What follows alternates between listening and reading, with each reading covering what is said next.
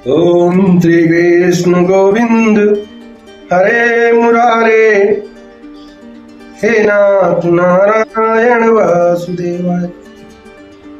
ओम कृष्णाय वासुदेवाय हरे परमात्मने प्रणतक्लेशनाशाय हरि गोविंदाय नमो नमः। अष्टम स्कंद, 8वां अध्याय। समुद्र से अमृत का प्रकट होना और भगवान का मोहिनी अवतार ग्रहण करना। श्री सुखदेव जी कहते हैं, इस प्रकार जब भगवान शंकर ने विष पी लिया तब देवता और असुरों को बड़ी प्रसन्नता हुई। वे फिर नए उत्साह से समुद्र मंथन करने लगे। तब समुद्र में कामधेनु प्रकट हुई। वह अग्निहोत्र की सामग्री उत्पन्न करने वाली थी।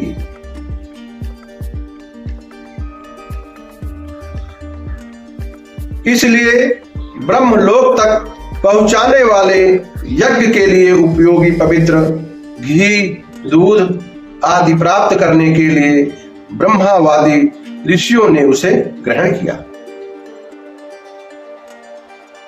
उसके बाद उच्चस्रवा नामक घोड़ा निकला। वह चंद्रमा के समान श्वेत वर्ण का था। बलि ने उसे लेने की इच्छा प्रकट की। इंद्र ने उसे नहीं चाहा, क्योंकि भगवान ने उन्हें पहले से ही सिखा रखा था।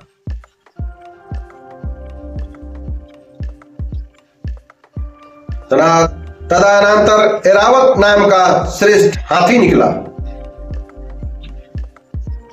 उसके बड़े बड़े 4 दांत थे, जो उज्जवल वर्ण कैलाश की शोभा को भी मात करते थे। तत्पश्चात कौस्तुभ नामक पद्मराग मणि समुद्र से निकली। उस मणि को अपने हृदय पर धारण करने के लिए अजित भगवान ने लेना चाहा। परीक्षित, उसके बाद स्वर्गलोक की शोभा बढ़ाने वाला कल्प वृक्ष निकला। वह याचकाओं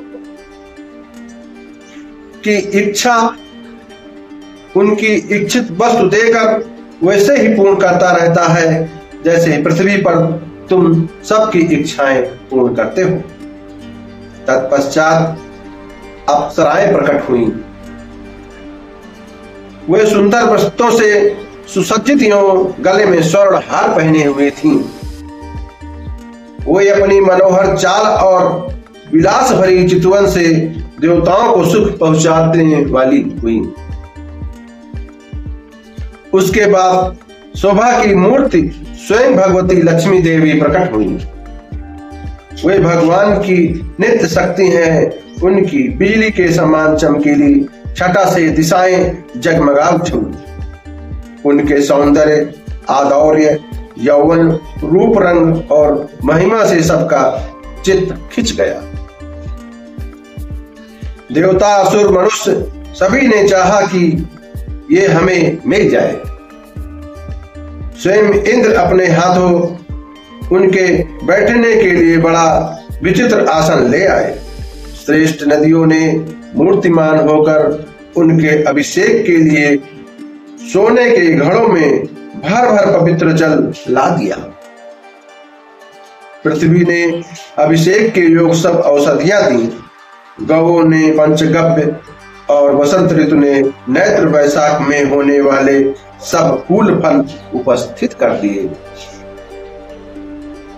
इन सामग्रियों से ऋषियों ने विधि पूर्वक उनका अभिषेक संपन्न किया। गंधर्वों ने मंगलमय संगीत की तान छेड़ दी। नर्तकियां नाच नाच कर गाने लगीं। बादल स्नेह होकर मृदंग, डमरू, ढोल, नगारे, नरसिंगे, शंख, वेणु और वीणा बड़े जोर से बजाने लगे। तब भगवती लक्ष्मी देवी हाथ में कमल लेकर सिंहासन पर विराजमान हो गईं। दिग्गजों ने जल से भरे कलशों से उनको स्नान कराया। उस समय ब्राह्मण गण वेद मंत्रों का पाठ कर रहे थे। समुद्र ने पीले रेशमी वस्त्र उनको पहनने के लिए दिए।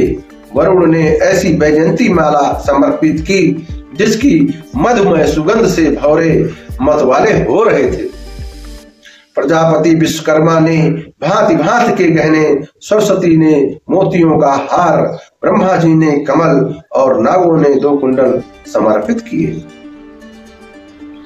इसके बाद लक्ष्मी जी ब्राह्मणों के स्वतयन पाठ कर चुकने पर अपने हाथों में कमल की माला लेकर उसे सर्वगुण संपन्न पुरुष के गले में डालने चली। माला के आसपास उसकी सुगंध से मतवाले हुए भौरे गुंजार कर रहे थे। उस समय लक्ष्मी जी के मुख की शोभा अवर्णनीय हो रही थी। सुंदर कपोलों पर कुंडल लटक रहे थे। लक्ष्मी जी कुछ लज्जा के साथ मंद मंद मुस्कुरा रही थीं। उनकी कमर बहुत पतली थी। दोनों स्तन बिल्कुल सटे हुए और सुंदर थे। उन पर चंदन और केसर का लेप किया हुआ था। जब वे इधर उधर चलती थीं, तब उनके पायजेब से बड़ी मधुर झनकार निकलती थी। ऐसा जान पड़ता था मानो कोई सोने की लता इधर उधर घूम फिर रही है। वह चाहती थी कि मुझे कोई निर्दोष और समस्त उत्तम गुणों से नित्य युक्त अविनाशी पुरुष मिले तो मैं उसे अपना आश्रय बनाऊं, वरण करूं, परंतु गंधर्व, यक्ष, असुर, सिद्ध, चारण, देवता आदि में से कोई भी वैसा पुरुष उन्हें न मिला। वे मन ही मन सोचने लगी कि कोई तपस्वी तो है, परंतु उन्होंने क्रोध पर विजय प्राप्त नहीं की है। किन्हीं में ज्ञान तो है, परंतु वे पूरे अनासक्त नहीं है। कोई कोई है तो बड़े महत्वशाली, परंतु वे काम को नहीं जीत सके हैं। किन्हीं में ऐश्वर्य भी बहुत है, परंतु वह ऐश्वर्य ही किस काम का जब उन्हें दूसरों का आश्रय लेना पड़ता है।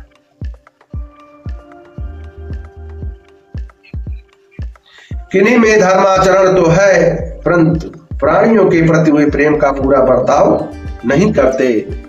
त्याग तो है, किंतु केवल त्याग ही है तो मुक्ति का कारण नहीं है। किन्हीं किन्हीं में वीरता तो अवश्य है, परंतु वे काल के पंजे से बाहर नहीं है। अवश्य ही कुछ महात्माओं में विषयासक्ति नहीं है, परंतु वे तो निरंतर अद्वैत समाधि में ही तल्लीन रहते हैं। किसी किसी ऋषि ने आयु तो बहुत लंबी प्राप्त कर ली है, परंतु उनका शील मंगल भी मेरे योग्य नहीं है। किन्हीं में शील मंगल भी है, परंतु उनकी आयु का कुछ ठिकाना नहीं। अवश्य ही किन्हीं में दोनों ही बातें हैं, परंतु वे अमंगल भेष में रहते हैं। रहे एक विष्णु भगवान, उनमें सभी मंगलमय गुण नित्य निवास करते हैं, परंतु वे मुझे चाहते ही नहीं। इस प्रकार सोच विचार कर अंत में से लक्ष्मी जी ने अपने चिर अभिष्ट भगवान को ही वर के रूप में चुना, क्योंकि उनमें समस्त सद्गुण नित्य निवास करते हैं। प्राकृत गुण उनका स्पर्श नहीं कर सकते और अणिमा आदि समस्त गुण उनको चाहा करते हैं, परंतु वे किसी की भी अपेक्षा नहीं रखते। वास्तव में लक्ष्मी जी के एकमात्र आश्रय भगवान ही हैं। इसी में उन्होंने उन्हीं को वरण किया। लक्ष्मी जी ने भगवान के गले में वह नवीन कमलों की सुंदर माला पहना दी, जिसके चारों ओर झुंड के झुंड मतवाले मधुकर गुंजार कर रहे थे। इसके बाद लज्जापूर्ण मुस्कान और प्रेमपूर्ण चितवन से अपने निवास स्थान उनके वक्ष स्थल को देखती हुई वे उनके पास ही खड़ी हो गई।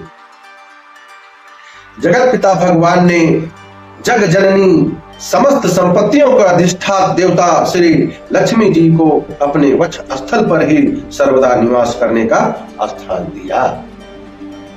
लक्ष्मी जी ने वहां विराजमान होकर अपनी करुणा भरी चितवन से तीनों लोकपति और अपनी प्यारी प्रजा को भी अभिवृद्ध की। उस समय शंख तुरही मृदंग आदि बाजे बजने लगे, गंधर्व अप्सराओं के साथ नाचने गाने लगे। इससे बड़ा भारी शब्द होने लगा। ब्रह्मा रुद्र अंगिरा आदि सब प्रजापति पुष्प वर्षा करते हुए भगवान के गुण स्वरूप और लीला आदि के यथार्थ वर्णन करने लगे, मंत्रों से उनकी स्तुति करने लगे। देवता प्रजापति और प्रजा सभी लक्ष्मी की कृपा दृष्टि से शील आदि उत्तम गुणों से संपन्न होकर बहुत सुखी हो गए। परीक्षित, इधर जब लक्ष्मी जी ने दैत्य और दानवों की उपेक्षा कर दी, तब वे लोग निर्बल, उद्योग रहित, निर्लज्ज और लोभी हो गए।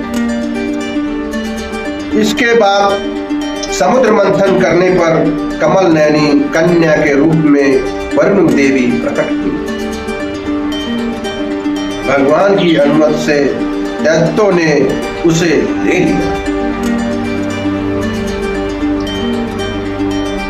तदनंतर महाराज देवता और असुरों ने अमृत की इच्छा से जब और भी समुद्र मंथन किया, तब उनमें से एक अत्यंत अलौकिक पुरुष प्रकट हुआ। उसकी भुजाएं लंबी यो मोटी थी, उसका गला शंख के समान उतार चढ़ाव वाला था और आंखों में लालिमा थी। शरीर का रंग बड़ा सुंदर सांवला सांवला था। गले में माला, अंग अंग सब प्रकार के आभूषणों से सुसज्जित, शरीर पर पीतांबर, कानों में चमकीले मणियों के कुंडल, चौड़ी छाती, तरुण अवस्था, सिंह के समान पराक्रम, अनुपम सौंदर्य, चिकने और घुंघराले बाल लहराते हुए। उस पुरुष की छवि बड़ी अनोखी थी। उसके हाथों में कंगन और अमृत से भरा हुआ कलश था। वह साक्षात विष्णु भगवान के अंश का अवतार थे। वे ही आयुर्वेद के प्रवर्तक और यज्ञ भोक्ता हरिमंतर के नाम से सुप्रसिद्ध हुए। जब दैत्यों की दृष्टि उन पर तथा उन अमृत से भरे हुए कलश पर पड़ी, तब उन्होंने शीघ्रता से बलात् उस अमृत के कलश को छीन लिया।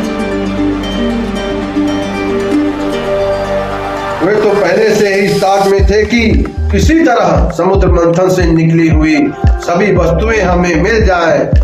जब असुर उस अमृत से भरे कलश को छीन ले गए, तब देवताओं का मन विषाद से भर गया। अब वे भगवान की शरण में आए। उनकी दीन दशा देखकर भक्त वत्सल कल्पतरु भगवान ने कहा, देवताओं, तुम लोग खेल मत करो। मैं अपनी माया से उसमें आपस की फूट डालकर अभी तुम्हारा काम बना देता हूं। परीक्षित, अमृत दो रूप दैत्यों में उसके लिए आपस में झगड़ा खड़ा हो गया। सभी कहने लगे, पहले मैं पीऊंगा, पहले मैं, तुम नहीं। उनमें से जो दुर्बल थे वे उन बलवान दैत्यों का विरोध करने लगे। जिन्होंने कलश छीनकर अपने हाथ में कर लिया था, वे ईर्ष्यावश धर्म की दुहाई देकर उनको रोकने और बार बार कहने लगे कि भाई, देवताओं ने भी हमारे बराबर ही परिश्रम किया है, उनको भी यज्ञ भाग के समान इसका भाग मिलना ही चाहिए। यही सनातन धर्म। इस प्रकार इधर दैत्यों में तू मैं हो रही थी और उधर सभी उपाय जानने वाले के स्वामी चतुर शिरोमणि भगवान ने अत्यंत अद्भुत और अवर्णनीय स्त्री का रूप धारण किया। शरीर का रंग नील कमल के समान श्याम एवं देखने ही योग्य था। अंग प्रत्यंग बड़े ही आकर्षक थे। दोनों कान बराबर और कर्णभूल से सुशोभित थे। सुंदर कपोल, ऊंची नासिका और रमणीय मुख, नई जवानी के कारण स्तन उभरे हुए थे और उन्हीं के भार से कमर पतली हो गई थी। मुख से निकलती हुई सुगंध के प्रेम से गुनगुनाते हुए भौरे उस पर टूट पड़ते, जिससे नेत्रों में कुछ घबराहट का भाव आ जाता था। अपने लंबे केशपाशों में उन्होंने खिले हुए बेले के पुष्पों की माला गूंथ रखी थी। सुंदर गले में कंठ के आभूषण और सुंदर भुजाओं में बाजूबंद सुशोभित थे। उनके चरणों के नुपुर ध्वनि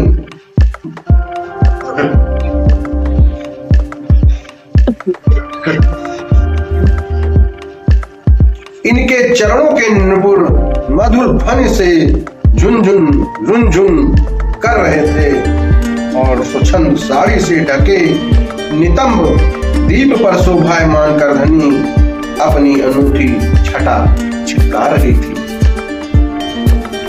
अपनी सलज मुस्कान, नाचती हुई तिरछी भौहें और विलास भरी चितवन से मोहनी रूपधारी भगवान दैत्य सेनापतियों के चित्त में बार बार कामोद्दीपन करने लगे।